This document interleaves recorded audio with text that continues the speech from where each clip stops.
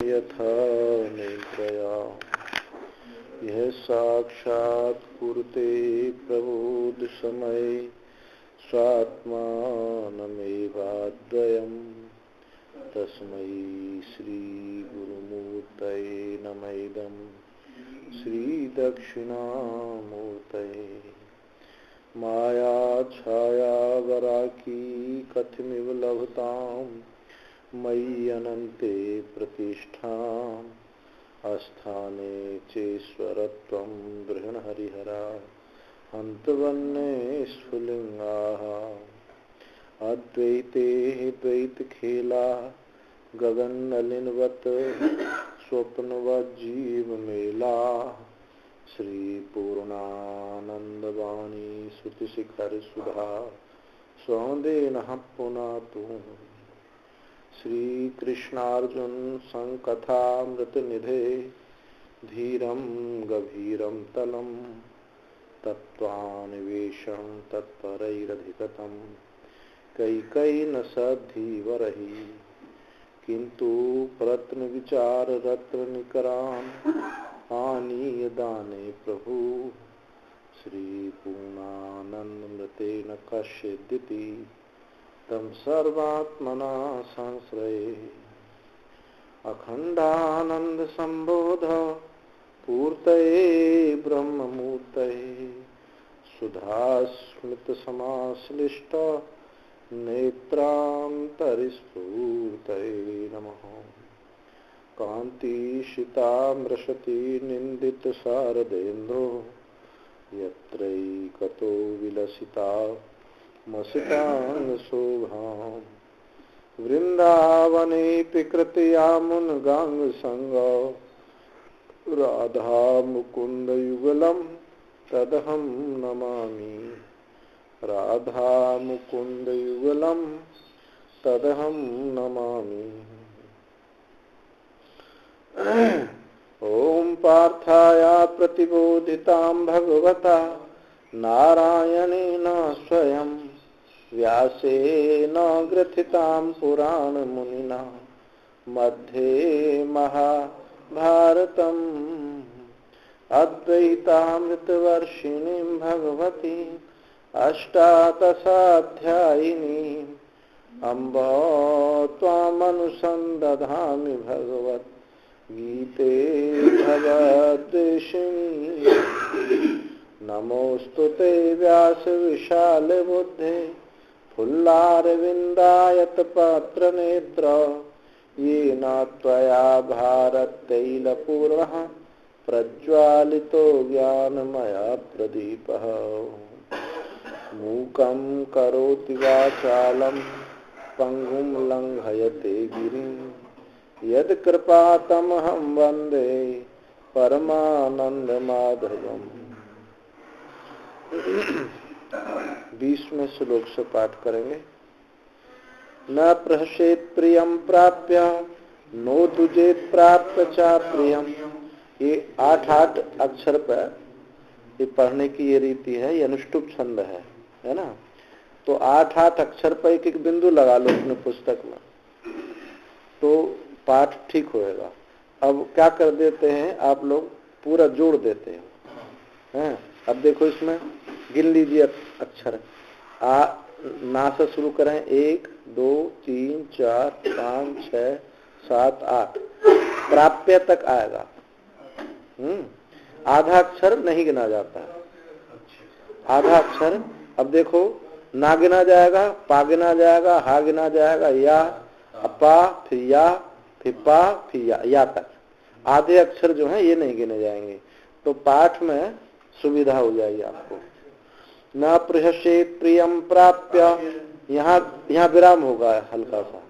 अब फिर नो दुजेत प्राप्य चा प्रियम स्थिर बुद्धिर सम्मूढ़ो ब्रह्मविद ब्रह्मणि स्थितः बाह्य स्पर्शे स्वशक्तात्मा विन्दत्यात्मनि यत् सुखम स ब्रह्मयोग युक्तात्मा सुखम अक्षम अश्नुते ये ही संस्पर्शजा भोगा दुख यौनय एव ते आद्यंतवंत कौन्तेय न तेषु रमते बुधा शक्नोति हैव यः सोढुम् प्राक् शरीर विमोक्षणात् काम क्रोधोद्भवं वेगम सह युक्ता सह सुखी नरः।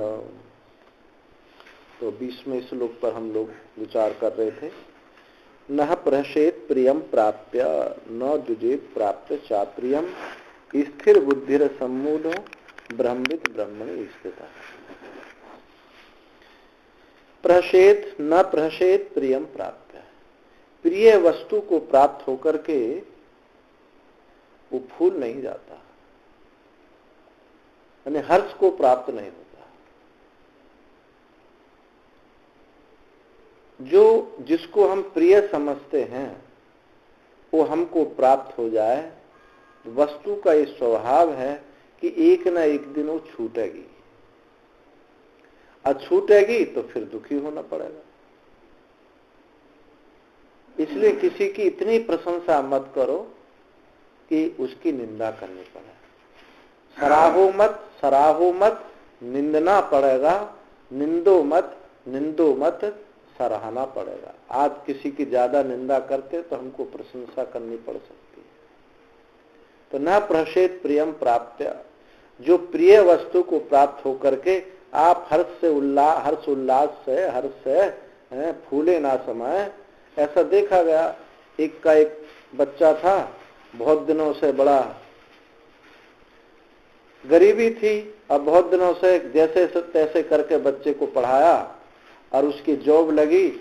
उस दिन वो इतना प्रसन्न हुआ, अटैक आ गया, खत्म हो गया। तो इतने प्रसन्न ना हो जाओ कि अटैक आ जाए। ये जो अटैक, ये अटैक ही तो है। अब हमको कुछ और नहीं दिखाई देता है, बस उसी में दिखाई देता है। पहले एक सज्जन है, अब वो उनके जब किसी उनके बच्चे का वो शादी विवाह की कुछ बात होते ना, तो छत पर मकान पर खड़े होकर के जोर जोर से बात करते हैं। यानी वैसे बात सुनाई नहीं देती, लेकिन जब कोई रिश्ता का संबंध कुछ आता है तो इतने जोर जोर से बात करते हैं कि अड़ोसी पड़ोसी खूब सुनते हैं। तो ऐसी प्रशंसा ठीक नहीं, क्योंकि प्रियत्वाम रोदसी, जो तुम्हारा अत्यंत प्रिय है एक दिन आपको रुलाएगा। क्योंकि विषय की इतनी आयु नहीं होती कि आपके साथ तक हमेशा बना रहे। और ये प्रियता ही एक दिन मोह बन जाती है, और फिर जब मोह बन जाते हैं तो उसके अवगुण नहीं दिखाई देते, उसके दोष नहीं दिखाई देते। हाँ, बस उसी में हम लगे रहते हैं। ऐसा देखने में आता है कि वो कितना ही भी कष्ट देव है, जिससे मोह हो जाता है, कितना ही भी कष्ट देव है, लेकिन उसी के बन के रहते हैं। धृतराष्ट्र को क्या था, बड़ा पुत्र था दुर्योधन, प्रियता थी और प्रियता में मोह उत्पन्न हो गया।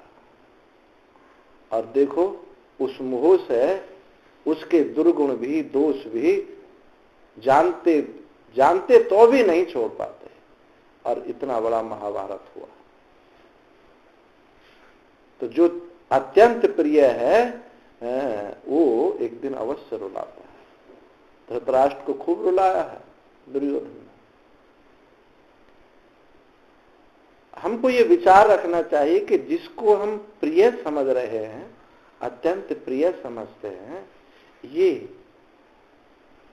ये हमको रुलाता इसलिए है क्योंकि उसके साथ हम पूरे जुड़ जाते हैं। उसके जन्मने पर हम जन्मते हैं, उसके मरने पर मरते हैं। और उनका स्वभाव है आद्यंतवंत, आदि और अंत वाला उनका स्वभाव है। विषय में इतनी सामर्थ्य नहीं होती, आप किसी विषय पर ध्यान करने लगे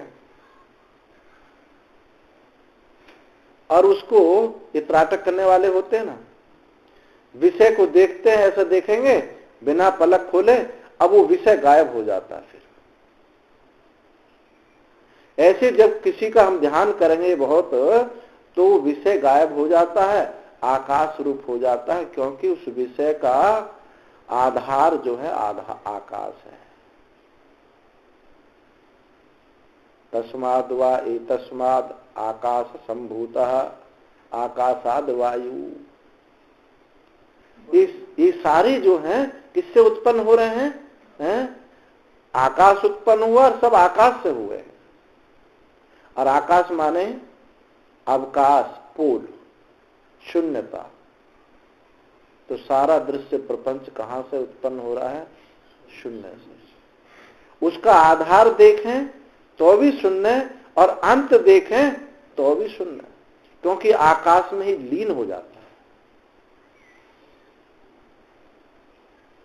तो जो ऐसा विषय है जिसका आधार जन्म आकाश से है, शून्य से, अंत भी वही है, तो वो उन वस्तुओं के साथ प्रीति क्यों की जाए? जो चंचल हो, चलायमान हो, उसके साथ प्रीति क्यों की जाए? जब पैसा, लक्ष्मी को क्या कहते हैं? चंचला। एक नाम क्या है? चंचल, चंचला। जेब में से 2000 का नोट निकल कर चला जाता है, वो ये नहीं कहता कि मैं आपका हूं, मैं इस दुकानदार को नहीं जाना हूं, मैं इसके पास नहीं जाना चाहता, एक बार भी नहीं बोलता। जो आधार जिसका शून्य है, शून्यता में लीन हो जाता है, निरंतर चंचल स्वभाव होता है, ऐसे बेवफा के साथ हम प्रियता हमारी दुखदायी होगी। ये ना समझी है। सब विषय जा रहे हैं, एक एक करके सब जा रहे हैं। कौन ऐसा विषय है जो स्थिर रहने वाला हो? तो न प्रहसेत प्रियम प्राप्त है, जो प्रिय वस्तु है उसको ये जो तत्ववेत्ता है ये जानता है कि इसका आधार शून्य है, शून्य में लीन होने वाला है, चंचल है, दुख रूप है, ये सब जानता है। इसलिए उन वस्तुओं के प्रियता, उनमें प्रियता नहीं रखता। न प्रहसेत प्रियम प्राप्य न दुजेत प्राप्य चा प्रियम। ये उसका दूसरा पहलू है कि अप्रिय वस्तु को प्राप्त करके वो दुखी नहीं होता। यहां पहले में राग मानो, दूसरे में द्वेष मानो। प्रिय वस्तु को प्राप्त करने में उसको राग नहीं होता, और जो अप्रिय है उससे उसको द्वेष नहीं होता। राग द्वेष से शून्य है। राग वही होता है जहां उस वस्तु को सच्चा समझता है, और द्वेष भी उसी का एक सिक्के के दो पहलू। राग होगा तो द्वेष अवश्य होगा।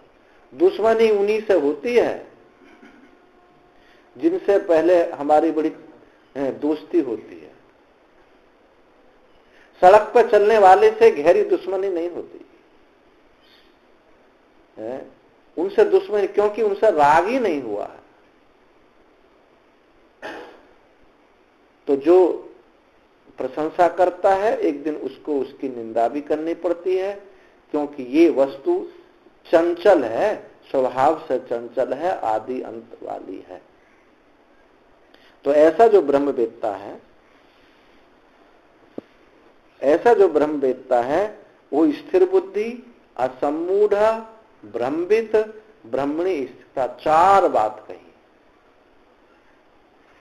चार विशेषण बताए उनके कि एक तो स्थिर बुद्धि है, असम्मूढ़ है, ब्रह्मवित है, अब ब्रह्म में स्थित है। तो पहले पर हम लोग विचार करें, स्थिर बुद्धि, जिसकी बुद्धि स्थिर है मतलब जिसको प्रमाणगत संशय निवृत्त हो गया है। प्रमाण के समस्त शास्त्रों में एक ही बात बताई गई है कि जीव चैतन्य जो है ये ब्रह्म चैतन्य है। जीवो ब्रह्मैव नापरः, ब्रह्म सत्यम जगन मिथ्या, जीवो ब्रह्मैव नापरः। ये जिसको निश्चय हुआ है समस्त शास्त्रों में, अब वो क्या हो गया? श्रवण का अधिकारी हो गया, श्रवण उसको प्राप्त हो गया। और प्रमेयगत संशय, प्रमाणगत संशय, अप्रमेयगत संशय। प्रमेयगत संशय किसे कहते हैं? कि ब्रह्म है अथवा नहीं है, ये संशय उसका निवृत्त हो जाता है, निश्चय हो जाता है कि ब्रह्म है। अब असंभावना, विपरीत भावना, वो निवृत्त हो जाती है। विपरीत भावना उसकी निवृत्त हो जाती है। जैसे जैसे विपरीत वृत्ति चली जाती है वो उसकी समाप्त हो जाती है। तो ये कौन है? स्थिर बुद्धि। अब उसकी बुद्धि स्थिर है, भले ही उसको निष्ठा नहीं हुई है, उसके चित्त में राग द्वेष आ जाते हैं। ऐसे अभी पर उसको कोई आकर के विधर्मी मजहब फिरका फिरस्ते वाले आकर के अपने ग्रुप में शामिल नहीं कर सकते, आपके मंडल से उसको तोड़ नहीं सकते।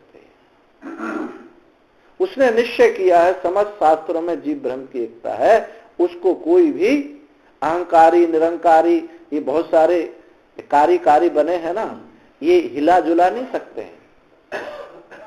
वो जानता है कि कहीं कुछ नहीं, ऐसा जो है वो स्थिर बुद्धि है। भले ही उसके चित्त में वो निंदा किसी की कर लेता है, चुगली कर लेता है, किसी से थोड़ा राग भी होता है, द्वेष भी हो जाता है, भले ही हो जाता है, लेकिन बुद्धि उसकी स्थिर है।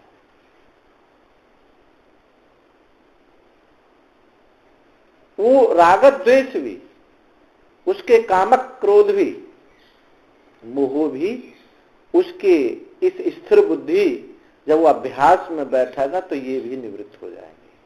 परंतु जिसकी बुद्धि स्थिर ही नहीं हुई तो उनका स्थिति ऐसी है, गंगा गए गंगादास, जमुना गए जमुनादास, कहां जा रहे हैं हम? सत्संग सुनने जा रहे हैं।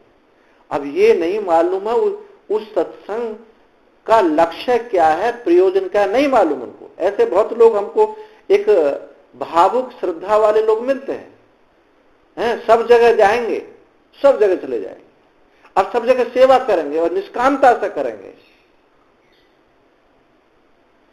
कहां गए?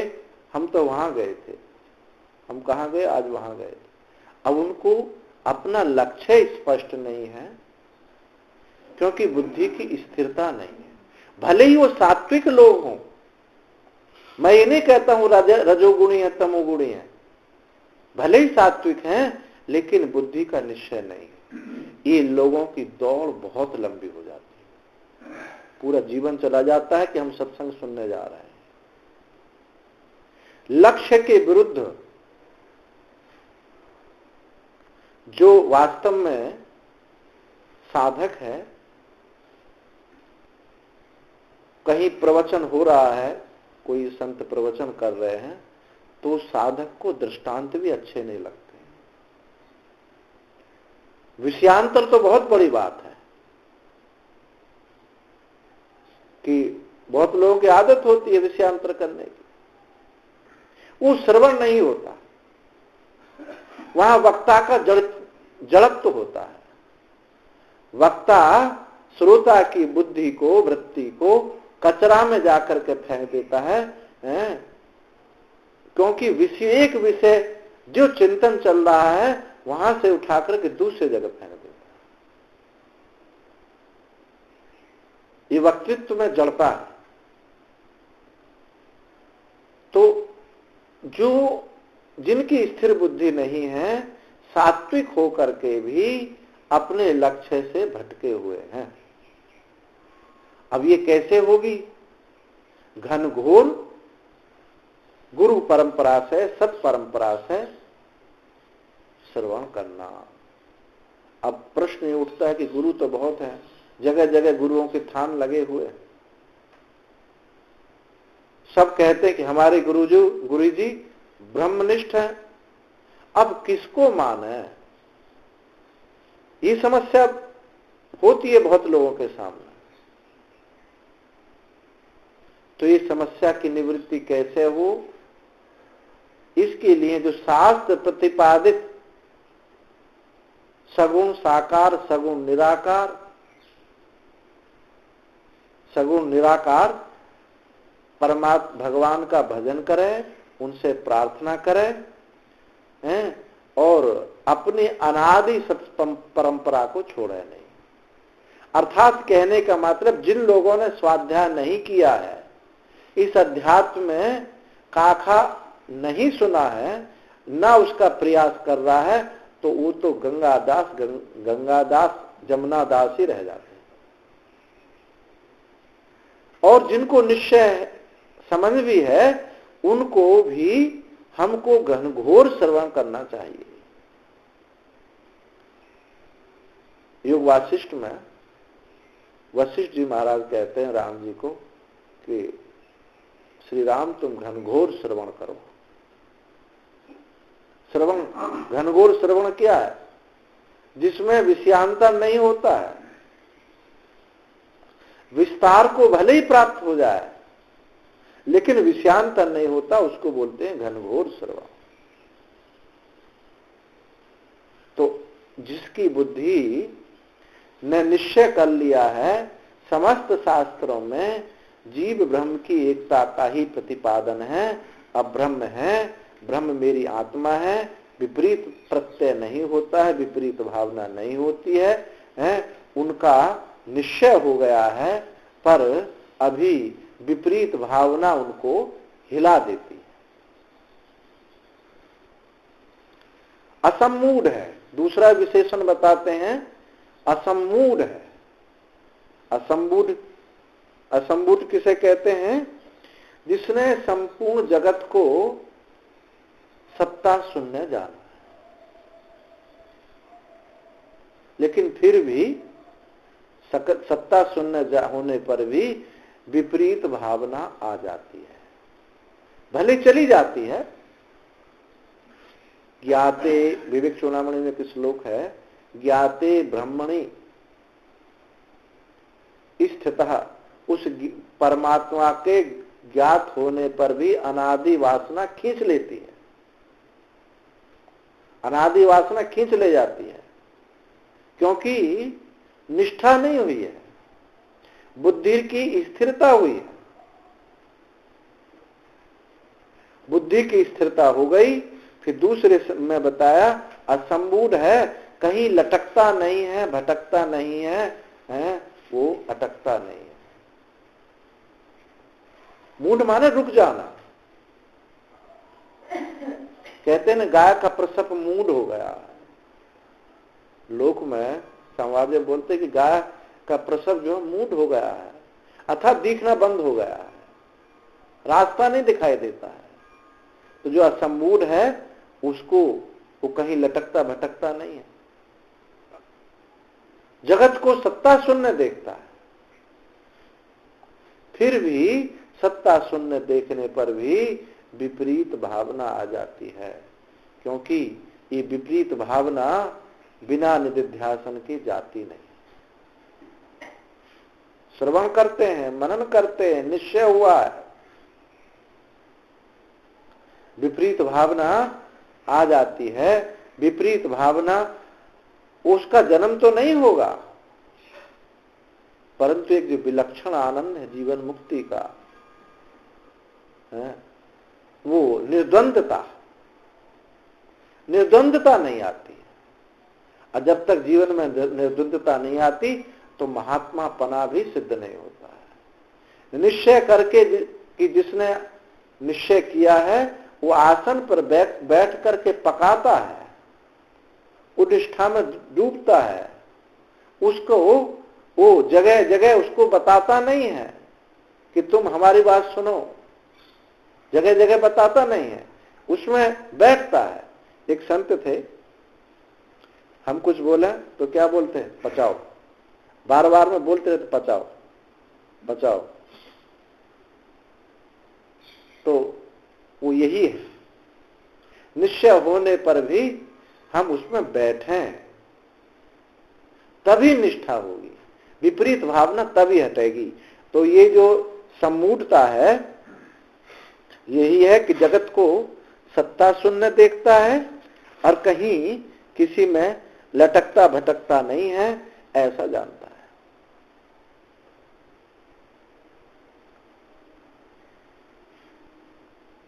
और तीसरा बताया ब्रह्मविद, ये बोधवान है, लटकना भटकना ये सब इसका समाप्त हो गया है, सत्ता शून्य जगत को देखता है, ब्रह्मविद है, परंतु ब्रह्मनिष्ठ नहीं है। वो स्वयं समझा हुआ है, दूसरे को समझा भी सकता है,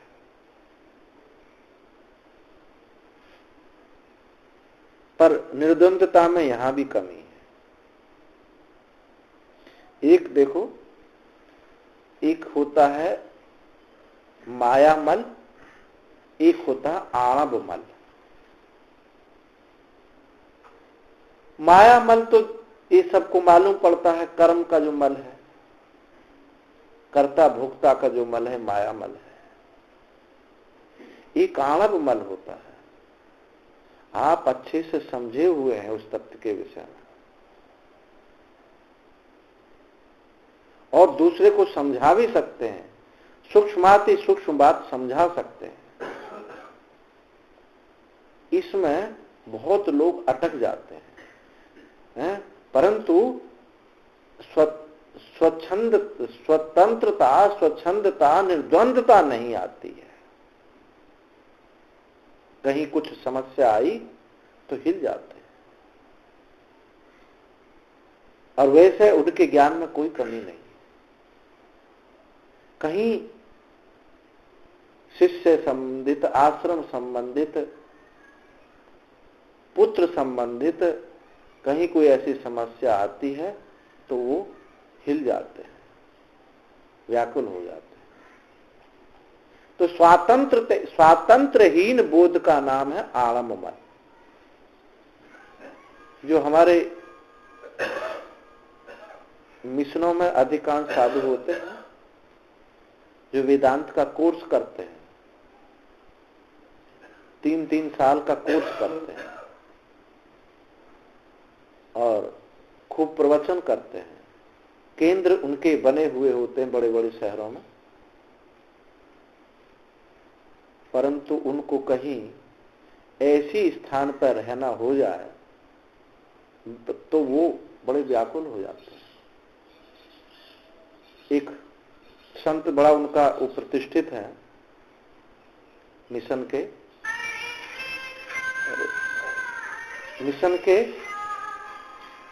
तो एक जगह हम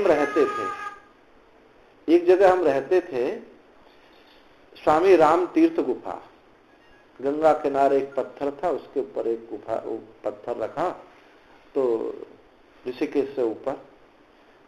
तो गर्मी में हम वहां 1-2 महीने चले जाते थे, बिल्कुल गंगा किनारे।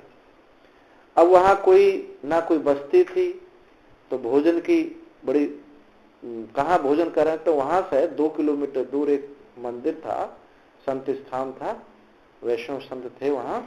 तो वहां भोजन प्रसाद होता था, दोपहर को पंगत होती थी, तो वहां हम भोजन करने चले जाते थे और गिलास में थोड़ी सब्जी ले आते थे और रोटी ले आते थे शाम के लिए।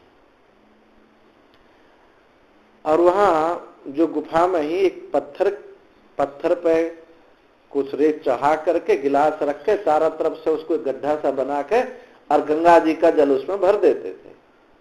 नीचे पत्थर है तो सूखता नहीं था, नीचे पत्थर पे ही ऐसा बनाया कि उसमें वो पानी जल्दी से सूखता नहीं था। अब बर्फ का पानी आता ऋषिकेश, ठंडा बिल्कुल एकदम, तो उसमें भर के रख देते, गिलास को ढक देते, रोटी अपना बांध कर रख देते थे। तो सब्जी शाम को ऐसे जैसे निकलता था कि गिलास जैसे उठाओ जैसे फ्रिज में से निकाल कर रखा, ठंडा बना रहता, कोई खराब होने कोई ढंग नहीं।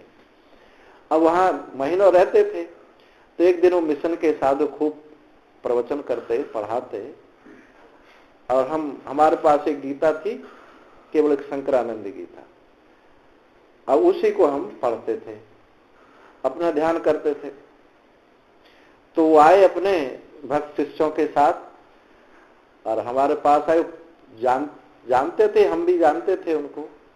अब वो बोले, आप यहाँ कैसे रह रहे हो? मैंने क्यों, क्या बात है भाई? बोले खाने पीने का कोई यहाँ कुछ व्यवस्था नहीं? मैंने कि है हमारे पास व्यवस्था।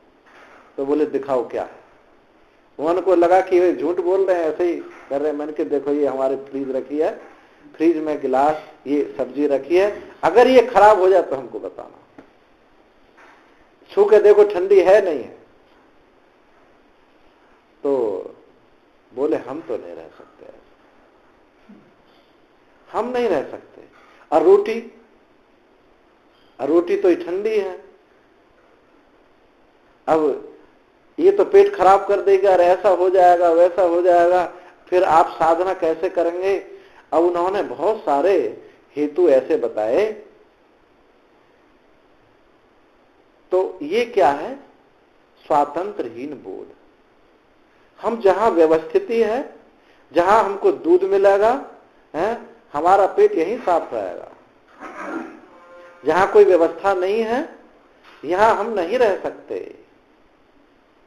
तो इसको बोलते हैं आणवमल। तो सब कुछ जानने पर भी आणवमल रह जाता है, अर्थात निष्ठा नहीं हुई है। तो भगवान यही कह रहे हैं, निश्चय बुद्धि का निश्चय हुआ ठीक, और आपने जगत को सत्या सुनने भी समझा है, लेकिन ऐसे कोई संकट विपरीत परिस्थिति आने पर वो भटक जाता है, जब तक निष्ठा नहीं होती। तो ब्रह्मविद में भी कुछ न्यूनता रहती है, ब्रह्मनिष्ठ को ही कहा। पीछे एक श्लोक आया था, हमने क्रम बताया था, सत्य शुद्धि, भगवान भाष्यकार ने, शंकराचार्य ने क्रम बताया था, सत्य शुद्धि, ज्ञान प्राप्ति, सर्वकर्म संन्यास, ब्रह्मनिष्ठा, क्रमेति, एक क्रम बताया। जब तक निष्ठा नहीं होती वो मोक्ष नहीं मानते शंकराचार्य। तो ब्रह्मणी स्थिता जो है, ये क्या है? ये ब्रह्मनिष्ठा है, ब्रह्मनिष्ठा है। तो स्थिर बुद्धि हुई, प्रमाणगत संशय, प्रमेयगत संशय की निवृत्ति, असंबूढ़ हुआ, जगत सत्ता उनको बोध तो हुआ है, लेकिन राग द्वेष की पूर्णता निवृत्ति नहीं हुई है, अभ्यास की न्यूनता है। अब ब्रह्मविद जो है, यहां भी कुछ दृश्य प्रतीति रहती है, और जो ब्रह्मणी स्थिता कहा है, यहां ब्रह्मनिष्ठा है। ये क्रम से सब आएंगे, इसलिए इनका स्तर बता दिया, स्तर बता दिया है। तो ऐसे ये ब्रह्मविद होगा, अर्थात अकर्ता और सर्व कर्म सन्यासी। अकर्ता, अकर्म सन्यासी, कर्म सन्यासी ये है ब्रह्मणी स्थितः, ब्रह्मनिष्ठा को प्राप्त।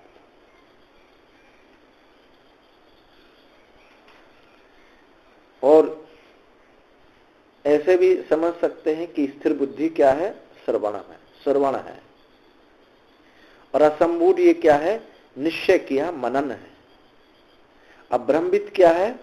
ये है निधिध्यासन, क्योंकि निधिध्यासन स्पष्ट की ही स्पष्टता होती है।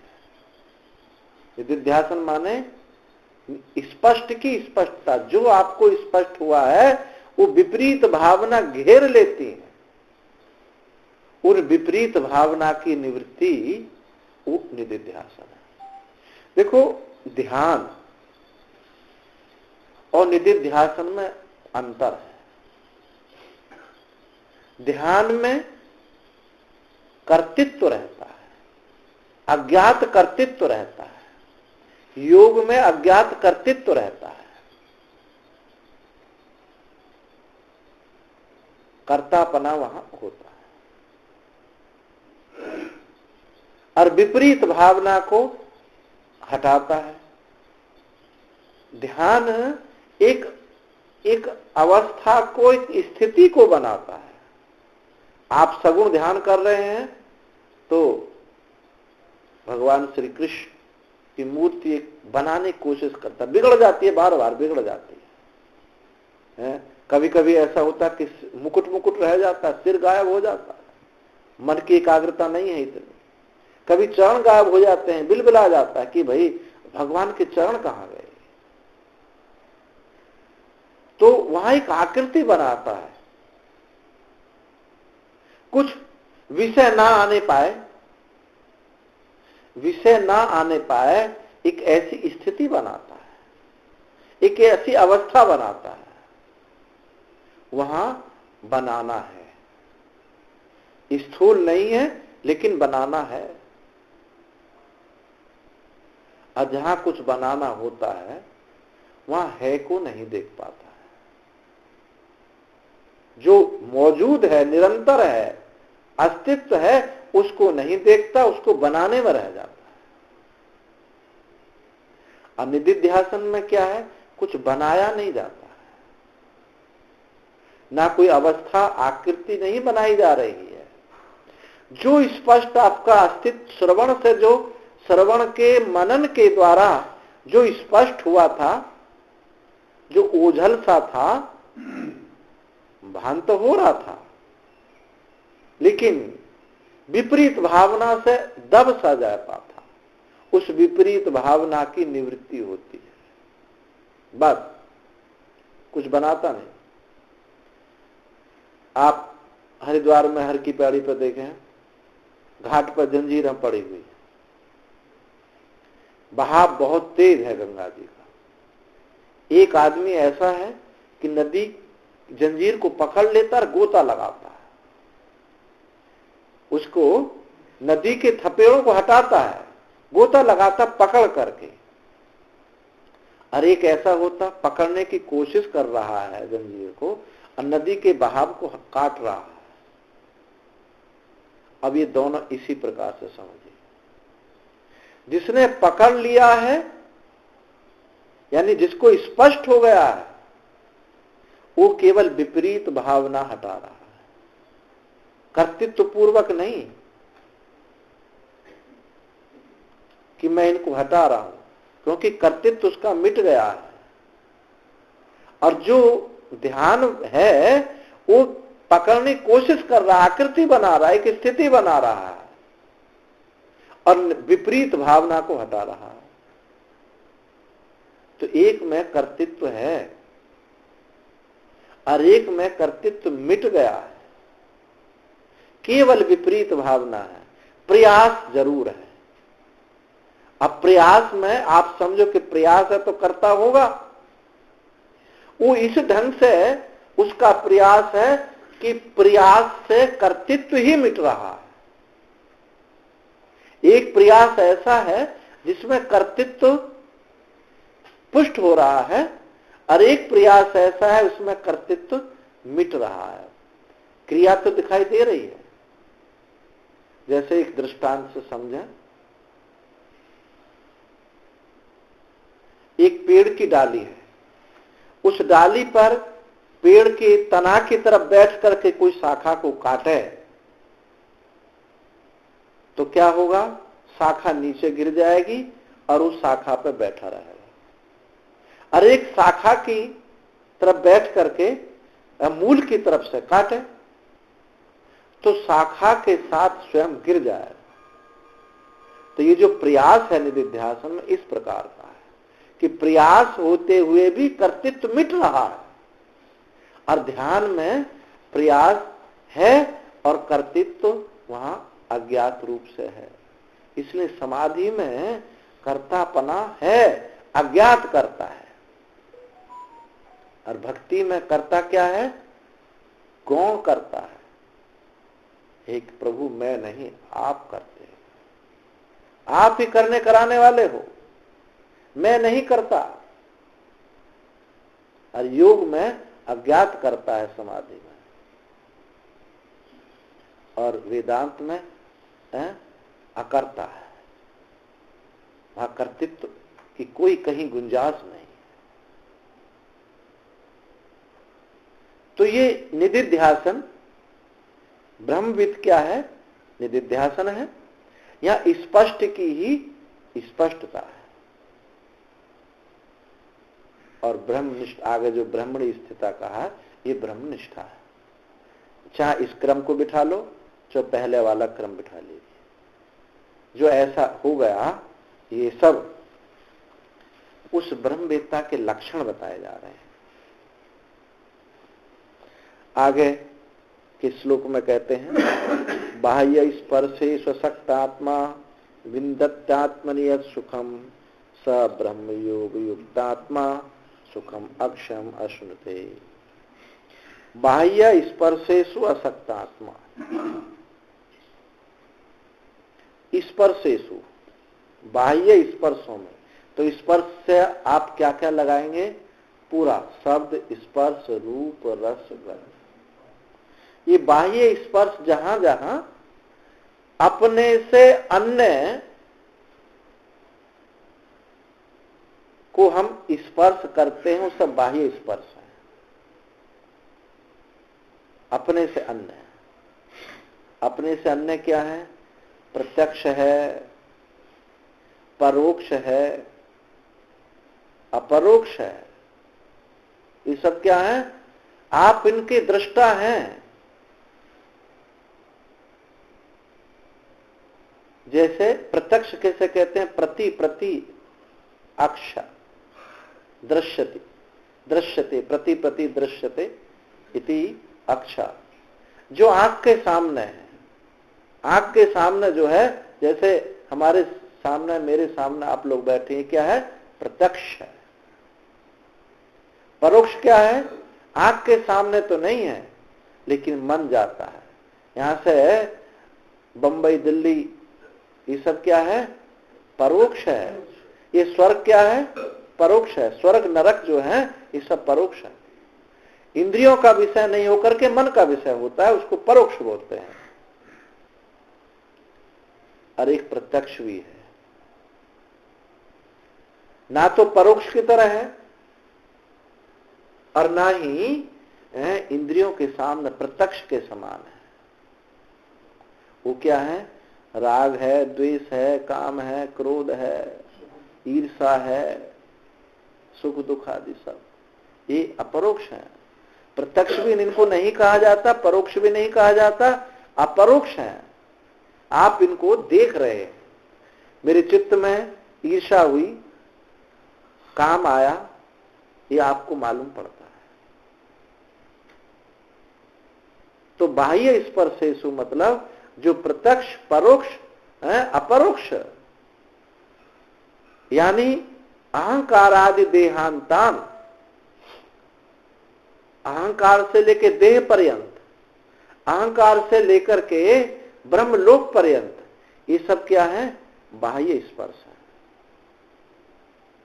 इन बाह्य स्पर्शों में जो असक्त आत्मा है, असक्त आत्मा क्या है? अंतःकरण। इन बाह्य स्पर्शों में जिसका अंतःकरण चिपका हुआ नहीं है। कुछ लोग ऐसे होते हैं, बड़े सात्विक हैं, बड़े नियमनिष्ठ हैं, और इस लोक के कुछ भी विषय आदियों में उनका आकर्षण नहीं है, परंतु कुछ बहुत बड़े बड़े सिद्धियों के आकर्षण उनके चित्त में है। अणिमा, गरिमा, लघिमा, महिमा इत्यादि सिद्धियों की कामना उनके चित्त में है कि मैं हवा में उड़ जाया करूं, आग में निकल जाया करूं, मैं कहीं अदृश्य हो जाऊं, तो ये सब भी भाई बाह्य स्पर्श है, ये सब बाह्य स्पर्श है। इनमें यानी ब्रह्मलोक बाह्य स्पर्श से स्वसक्तात्मा माने वैराग्यवान है, जिसको इस लोक से लेकर के परलोक पर्यंत जो इन विषयों को काक विष्टावत समझता है। ना उनके प्रति राग है, ना उनके प्रति द्वेष है।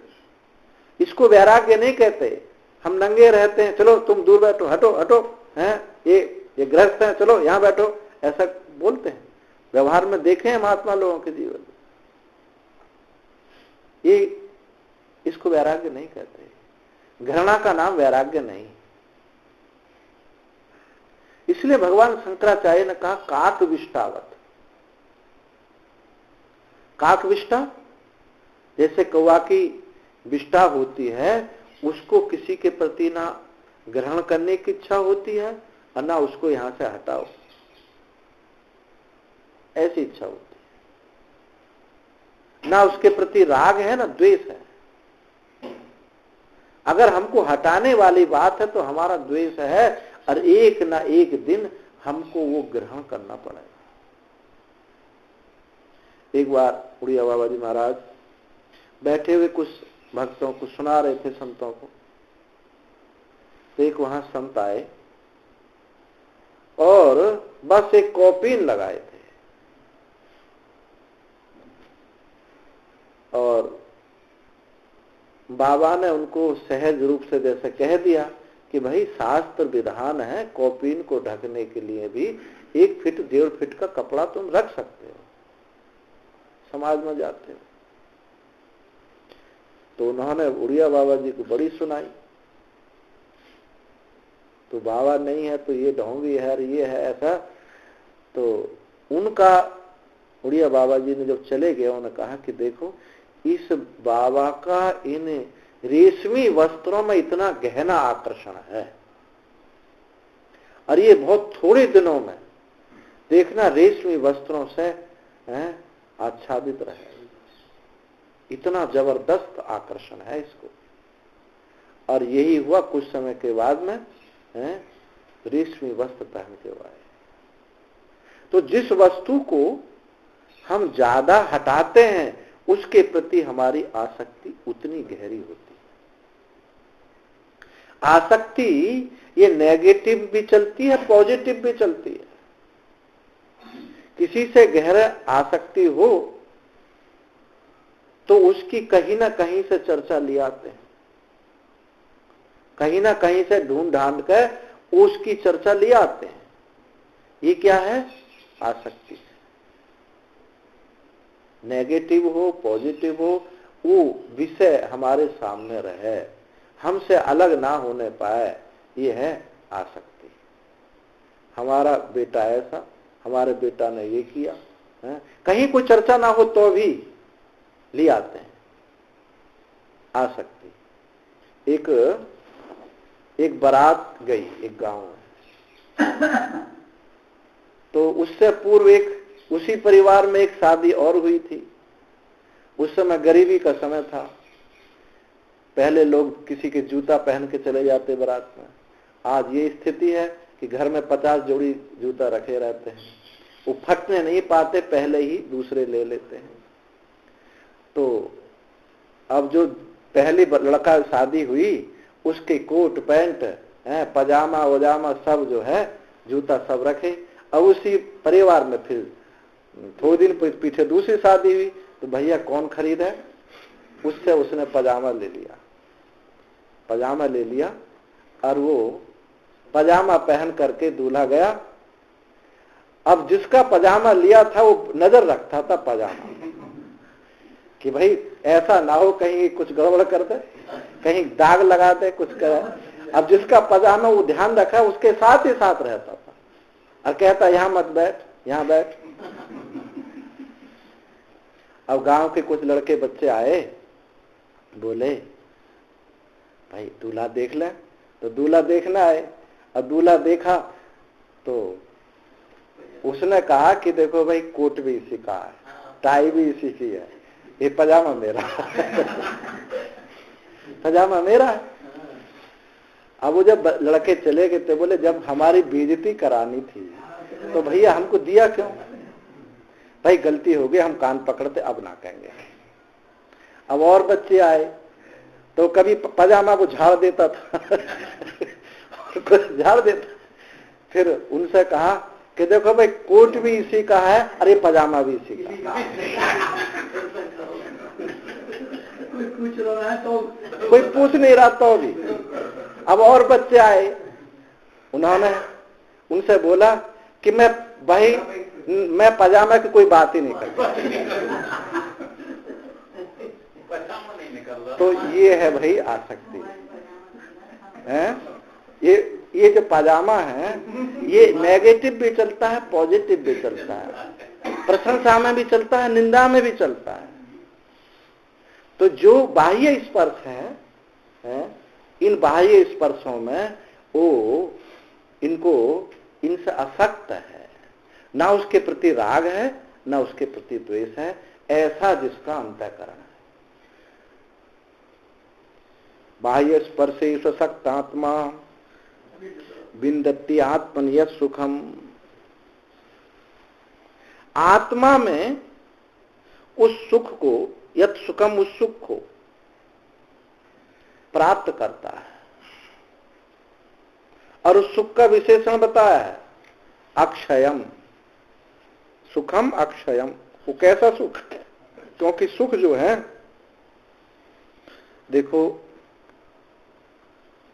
एक सुख विषय सुख होता है। यह विषय यत् सुख का विशेषण क्यों देना पड़ा?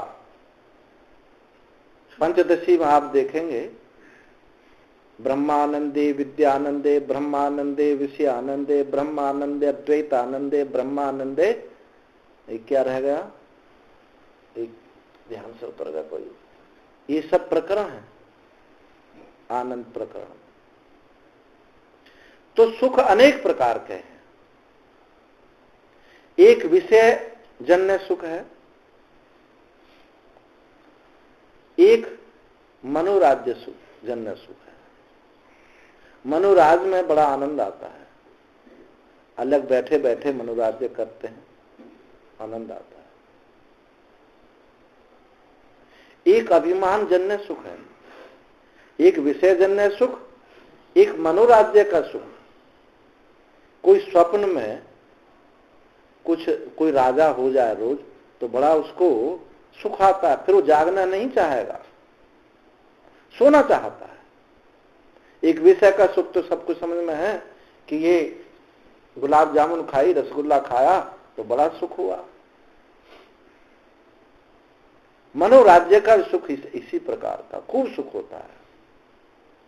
कोई ऐसा स्वप्न आ जाए भक्त को, यदि सपने में भगवान दिखाई दे जाए तो फिर वो उठना नहीं चाहता, थोड़ी देर और देख लेते भगवान। तीसरा होता अभिमान जन्य सुख। अभिमान जन्य सुख क्या है कि मेरे पास तो इतना है, भले ही देखा नहीं, छुआ नहीं, मेरे पास, मेरे खाते में 10 करोड़ रुपया है, ये अभिमान से सुख लेता है। होता सब दुख ही है ये, पर इनको सुख समझता है। और एक सुख होता है अभ्यास जन्य सुख। तो रोजाना योग अभ्यास करे और एक दिन ना करे तो उसका चित्त उस दिन ऐसा खाली खाली सा रहता है। अभ्यास जन्य सुख। तो 4 प्रकार के सुख होते हैं। तो कोई ये ना समझ ले यत् सुखम ये अभ्यास जन्य सुख को प्राप्त करता है, नियम के सुख को प्राप्त करता है, कुछ आकृति बना करके आकृति संजो लेता हो। क्योंकि सगुण साकार भगवान का जो विग्रह है वो हृदय में जब बनाता है तो वहां भी विषयों से आसक्त होना पड़ेगा। समाधि कोई लगाता है तो वो भी विषयों से उसको अलग होना पड़ेगा। समाधि हर किसी को नहीं लग जाती। वासना वासित वाले को समाधि नहीं लगती है। अभ्यास ही नहीं करेगा, कोई 10 मिनट बैठने को तैयार नहीं है। तो पहली पंक्ति में तो कह दिया बाह्य स्पर्शे स्वशक्तात्मा विन्दति, विन्दति आत्मा में जो सुख को प्राप्त करता है। तो यहां समाधि सुख का निषेध किया गया है। यद सुखम से ना तो अभ्यासजन्य सुख है ना अभिमानजन्य सुख है। अभ्यासजन्य सुख माने समाधि सुख, ये समाधि सुख नहीं है, अभ्यासजन्य सुख नहीं है, और ये अभिमानजन्य सुख नहीं है, अविषयजन्य सुख तो है ही नहीं। इसका भगवान ने एक विशेषण दिया, अक्षय सुखम। ये अक्षय सुख है, सुख को प्राप्त करता है। कौन प्राप्त करता है? सब ब्रह्म योग युक्त आत्मा। यहां भी आत्मा शब्द किसके लिए है? अंतःकरण के, वृत्ति के लिए। सब ब्रह्म युक्त, ब्रह्म के साथ जो एकत्व बोध जिसको हुआ है, ब्रह्म बोध युक्त आत्मा का मतलब ब्रह्माकार वृत्ति जिसको हुई है, ब्रह्माकार वृत्ति जिसको हुई है, अखंडाकार वृत्ति जिसको हुई है, वो अक्षय सुख को प्राप्त करता है।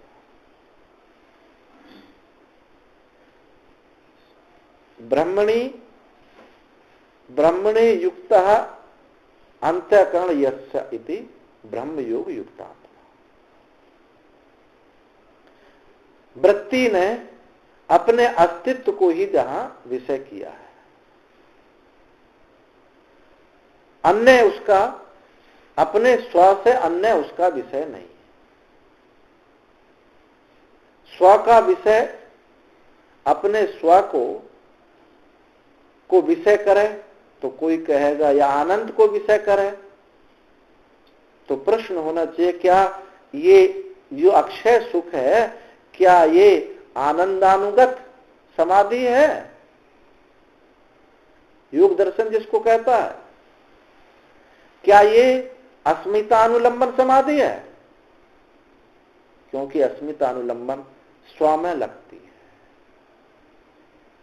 आनंदानुगत समाधि सुख में, आनंद रूपता में लगती है। योग की जो समाधि है, वितर्कानुलंबन, विचारानुलंबन, इन्हीं में स्थूलालंबन, सूक्ष्म आलंबन। तो एक सूक्ष्म आलंबन में एक अस्मितानुलंबन समाधि है और आनंद अनुगत समाधि है। तो क्या ये सुख इसी प्रकार का है? तो देखो भाई, अस्मितानुलंबन समाधि जो होती है, अस्मिता में है, अपने होने में लगती है, पर हो उस हूं की अनंतता, व्यापकता का श्रवण नहीं किया है। जो अनंतता, व्यापकता का श्रवण ना करके ये बिना ज्ञान के जो समाधि लगती है, वो अस्मितानुलंबन समाधि हो सकती है।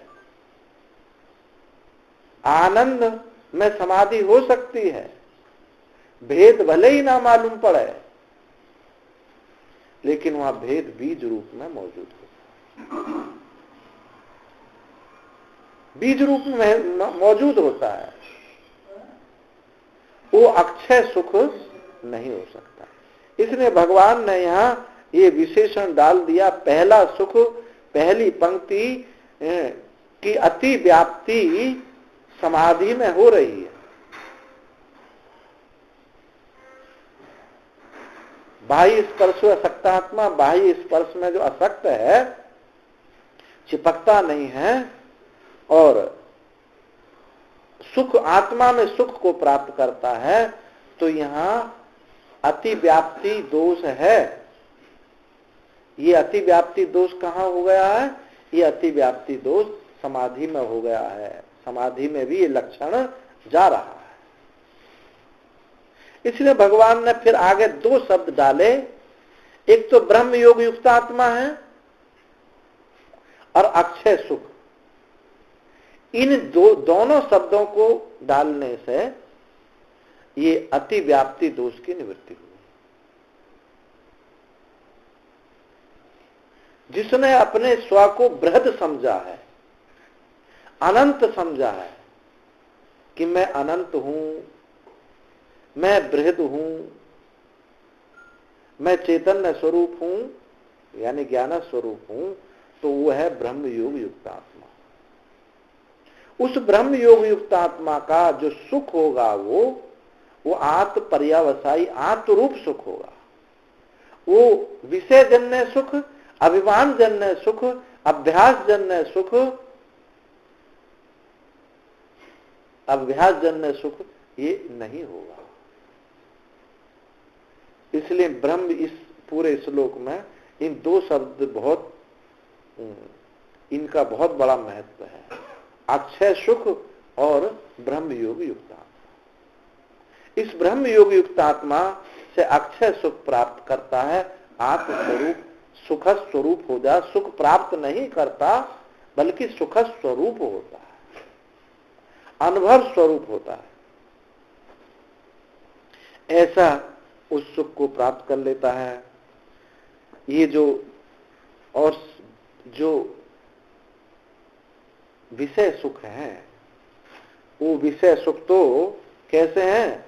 कंडूयनेन कयोरिव करयोरिवा, कंडूयनेन करयोरिवा दुख दुखम। भागवत में कहा कि क्या इस विषय सुख, अभ्यास जन्य सुख, मनोराज्य सुख, इनकी उपमा कैसी दी है? विषय सुखों की क्या उपमा दी है?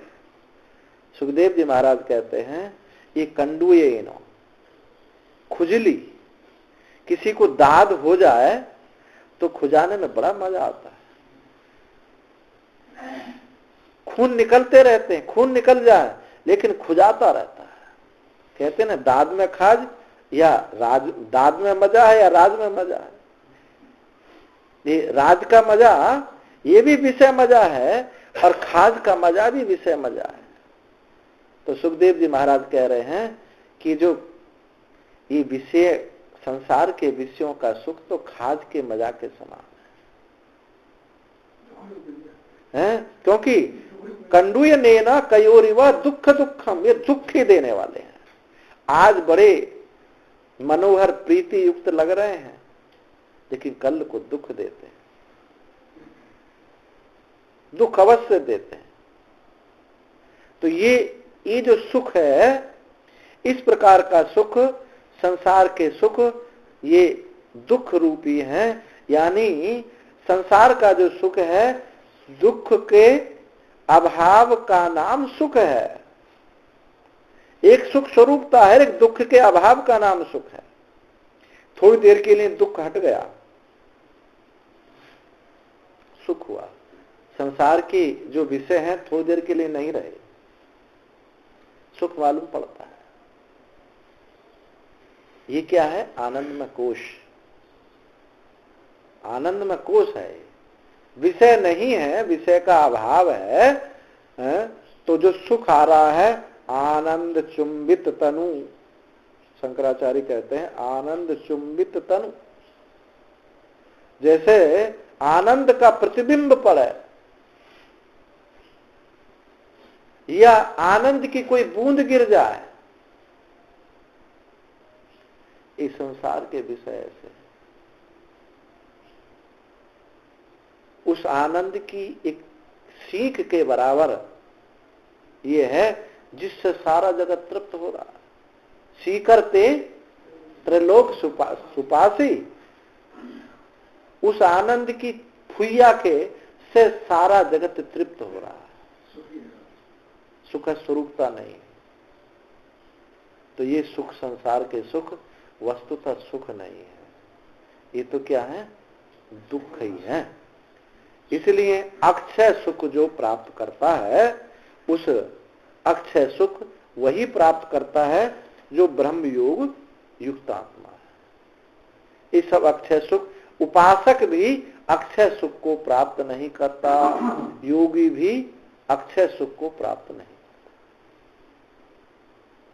हाँ, ये बात जरूर है, वो उपासक और वो योगी जब इतनी ऊंचाई पर जाते हैं, इतने सत्व गुण उसका बढ़ा होता है, तो उसको निमित्त मिल जाता है। कोई निमित्त, कोई महापुरुष का सानिध्य प्राप्त हो जाए, या स्वयं उसके हृदय में वो ज्ञान उत्पन्न हो जाए। देखो भाई, सीधी सीधी बात है, ऋते ज्ञानान्न मुक्ति, ज्ञानादेव तो कैवल्यम। चाहे वो महापुरुष के सानिध्य से ज्ञान उत्पन्न हो या स्वयं ज्ञान हो जाए, लेकिन बिना ज्ञान के मुक्ति नहीं हो। ये बात डंका की चोट पर श्रुति कहती है। क्या कहती है? नान्या पंथा विद्यते अयनाय, और कोई मार्ग ही नहीं है मुक्ति के लिए, और कोई मार्ग नहीं है। नान्य पंथा, अन्य कोई मार्ग नहीं। तो चाहे अंतःकरण की शुद्धि के लिए कोई आग्रह नहीं है, आप सेवा करके अंतःकरण की शुद्धि कर लो, यज्ञ याग आदि करके शुद्धि कर लो, तप के द्वारा शुद्धि कर लो, जप के द्वारा शुद्धि कर लो, अनासकेन यज्ञेन दानेन तपसा अनासकेन, व्रत उपवास के द्वारा शुद्धि कर लो, इसमें कोई आग्रह नहीं। सत्य बोल करके शुद्धि कर लो। आप कुछ और नहीं का एक नियम जीवन में आ जाए, सत्य, शुद्धि हो जाएगी। अक्रोधता, अहिंसा, एक भी, ये सारी दैवी संपत्ति जो है, एक के आने पर सारी दौड़ दौड़ के आ जाती है, और एक बुराई आने पर सारी बुराई आ जाती है। क्योंकि दो ही वस्तु, एक आत्मा है, एक अनात्मा है। ये जितना भी आसक्ति है, दृश्यों के प्रति लगाव है, ये सब क्या है? एक अनात्मा है। विभाजन हमने भले ही कर दिया, लोकेशना, पुत्तेषणा और वित्तेषणा, पर ये एक ही ऐषणा है, एक ही अनात्मा है। जैसे पानी, एक ही पानी को 10 बोतलों में भर दिया और सब में अलग अलग, एक में लाल पुड़िया, एक में नीली पुड़िया, एक में हरी पुड़िया डाल दी, घर को सजाने के लिए तो सुंदर, ठीक है, लेकिन पानी तो एक ही है। ऐसे अनात्मा, आसक्ति, ये एक ही है। और अपने से अन्य सब क्या है? अनात्मा की क्या परिभाषा है? जो आपका दृश्य हो सब अनात्मा है, सब अनात्मा। तो इसमें कोई आग्रह नहीं है कि कैसे शुद्धि हुई। किसी की उपासना करके शुद्धि हो सकती है, किसी की सगुण उपासना करके शुद्धि हो सकती है, किसी की निर्गुण उपासना करके शुद्धि हो सकती है, किसी के सत्य बोलने से शुद्धि हो सकती है, सेवा करने से, समाज सेवा करने से शुद्धि हो सकती है। इसमें कोई आग्रह नहीं। श्रीमद् भागवत में और रामचरितमानस में, रामायण में ये अंतर है। वहां भगवान के 24 अवतारों की कथा है। किसी भी अवतार का आलम्बन लेकर के आप शुद्धि करें। रामचरितमानस में एक ही अवतार की कथा है। साधन की भिन्नता है, सिद्धांत की भिन्नता नहीं। जो साधन की भिन्नता से सिद्धांत की भिन्नता मानते हैं, उन्होंने ना मानस पढ़ा है और ना भागवत पढ़ा है। सिद्धांत का खंडन नहीं होता है। जो सिद्धांत से, सिद्धांत की विपरीतता मानेंगे, साध्य की विपरीतता मानेंगे, तो वहां सही माने में वो साधन भी नहीं करेंगे। तो ऐसे ये योग युक्त आत्मा हो जाता है, अक्षय सुख को प्राप्त कर लेता है। वो कौन होगा? ब्रह्म युक्त होगा, ब्रह्मात्मा, ब्रह्मात्मा ही होगा। ब्रह्म ही, जिसका अंतःकरण हुआ, ब्रह्मवित हो गया है, वही अक्षय सुख को प्राप्त करता है। और वो वही वास्तव में उसी ने इस लोक से लेकर के परलोक संबंधी ब्रह्मलोक पर्यंत उसी ने विषयों का त्याग किया है। तो ये लक्षण बताया। आगे बताते हैं, ये ही संस्पर्शजाब होगा दुख यौन एवते आद्यंतवंत कौन्तेय न तेषु रमते बुधा। इसी जो अभी पहले बताया था, इसी श्लोक का ही और विस्तार करके इस श्लोक में आगे बताएंगे। चलो इसकी चर्चा कल करें। ओम पूर्णमदः पूर्णमिदं पूर्णात् पूर्णमुदच्यते पूर्णस्य पूर्णमादाय पूर्णमेवावशिष्यते। सर्वे भवन्तु सुखिनः, सर्वे सन्तु निरामयाः, सर्वे भद्राणि पश्यन्तु मा कश्चित् दुःखभाग् भवेत्। ओम पूर्णमदः पूर्णमिदं पूर्णात् पूर्णमुदच्यते पूर्णस्य पूर्णमादाय पूर्णमेवावशिष्यते। ओम शांति।